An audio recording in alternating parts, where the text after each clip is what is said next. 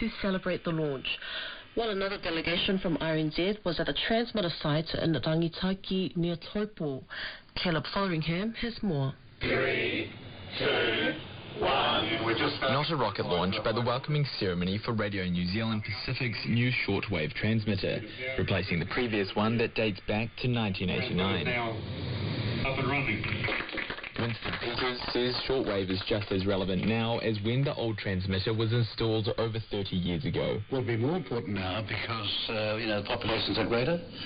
It wasn't very important back then, but it's still seriously important now, and we're only one of 2 countries with this service. You're listening to our Pacific service on its opening day, January the 24th, 1990. And we cross now to the commentators who will be carrying to audiences in New Zealand and overseas descriptions of the opening ceremony at Mount Smart Stadium in Auckland. RNZ has been broadcasting into the Pacific for the past 75 years, with RNZ Pacific, formerly known as RNZ International, launching in 1990. New Zealand and China are now the only 2 countries providing a shortwave service to the region, with Australia's ABC pulling out in 2017. Shortwave is the most certain system there is to make sure that in a crisis, tsunami or a cyclone, we can get through to them. And then by doing so, early warning enables people to do the best they can to remain safe or be safe or prepare to go to safe territory or safe ground, so to speak. RNZ CEO Paul Thompson says shortwave still has a place, despite there now being a multitude of ways to access content. The importance of getting trusted, reliable information to the Pacific Islands was very important in 1989, but I'd argue that it's as important now.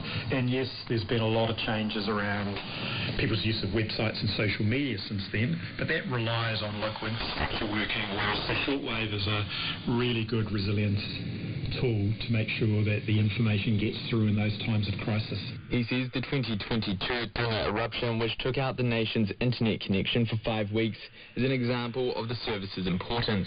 RNZ's broadcasting remained unaffected because it was being sent from the middle of the North Island.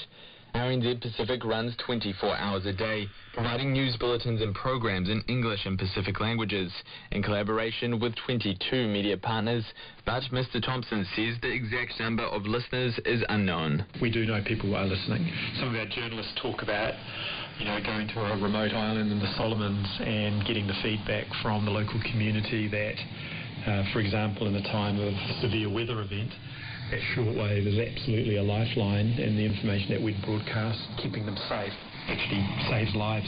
Samoa's New Zealand High Commissioner, Afamasanga Toileafoa, says RNZ Pacific had been useful, particularly in areas where broadcasting capability is limited. Now, of course, we have Radio China in the Pacific. That's available, it's very active. I think in that regard, it's good to hear Radio New Zealand. Afamasanga says he was disappointed when ABC shut down its shortwave service. That's a sign of not disregard, but perhaps being put down in a lesser importance to other things. RNZ engineer Steve White says the new transmitter went up smoothly, while RNZ's Pacific manager Moira Tuialaipa Taylor says it marks the next chapter of sharing unique stories throughout the Pacific. The deadline for submissions on long-range missile testing for